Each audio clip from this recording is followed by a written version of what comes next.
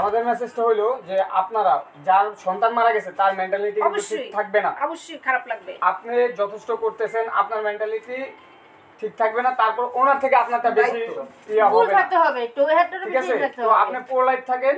আমাদের একটা প্রোটোকল আছে, যেহেতু কোটা আন্দোলনের জন্য আমরা জানেন 3 নাই রাত জানি ম্যাডাম আমাদের সন্তান চলে গেছে, আমরা আপনার কথাটা কষ্টটা বুঝছি। আপনাকে আমি সকালে কতবার বলছি যে আপনাদের কষ্টটা আমরা বুঝবি না। এখন এখানে ডাক্তার যদি না লিখে আমার কিছু করার আছে? আপনি তো আমি নার্সিং ওনাকে বলতে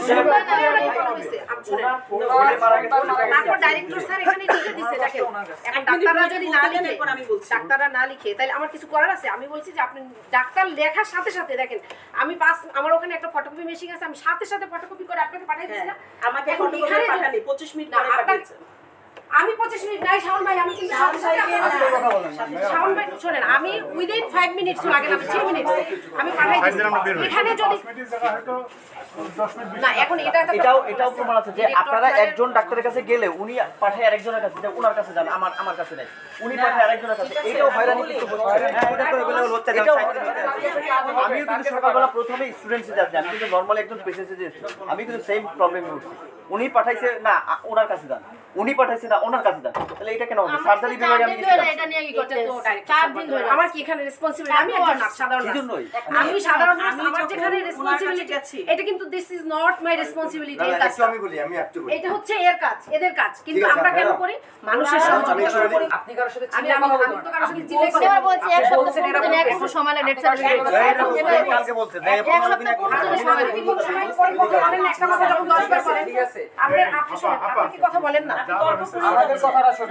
না সরি বলা না সরি, ওনার সাথে আমি সকাল আমার কিন্তু এই রেসপন্সিবিলিটি না ম্যাডাম। আপনি আমার যখন আচ্ছা ঠিক আছে, আপনারা আমাদের মেসেজটা আপনি একটু নেন। ওই রুমে দাঁড়ানো, এক মিনিট ভাই, আপনি যখন রুমের গেটে দাঁড়ানো, আমি আসছি সামনে আমার কথা আপনি কোন রুমে দাঁড়ানো? আপনি ডিরেক্টর রুমে দাঁড়াইলে আমি যখন দাঁড়াই রুমের সামনে দাঁড়ানো, আপনি সেই রুমের সামনে থেকে আমি চেয়ারে বসছি, এই দাঁড়ান আপনারা কি আমি দাঁড়িয়ে ছিল না, আপনি একা দাঁড়িয়ে ছিলেন, আমি গেছি, কেউ ছিল তাহলে না। আপনার আচ্ছা আচ্ছা আসেন, আমি সব ঠিক আছে ঠিক আছে। আচ্ছা ম্যাডাম আমাদের মেসেজটা হলো যে আপনারা যার সন্তান মারা গেছে তার মেন্টালিটি ঠিক থাকবে না, অবশ্যই খারাপ লাগবে। আপনি যথেষ্ট করতেছেন, আপনার মেন্টালিটি ঠিক থাকবে না, তারপর ওনার থেকে আপনারটা বেশি হবে, ঠিক আছে? তো আপনি পোলাইট থাকেন, এটাই হয় মানুষের প্রতিদান, তাই না? ঠিক আছে? ঠিক আছে ভাই, আজকে এত কষ্ট করলাম আপনাদের দুইজনের জন্য। এটাই হয় প্রতিদান।